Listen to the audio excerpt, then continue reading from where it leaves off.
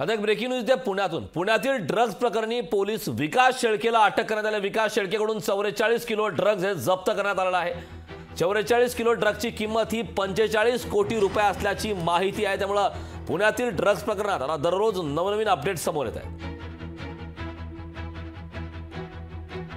Truck विश्रांतवादी ज्या godown होता त्याचे 3 किलोमीटर लांबवर एक ट्रक सापडला, ज्यामध्ये 340 किलोची साठा सापडलेली आहे।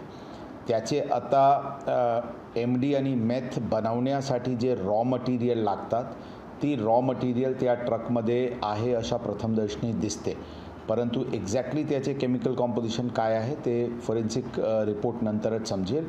परंतु विचारपूस आणि प्राथमिक पाहणी करून त्या जे साठा आहे ते MD मेथ आणि इतर ड्रग बनवण्यासाठी रॉ मटेरियल्स आहे असं स्पष्टपणे दिसून आलेली आहे।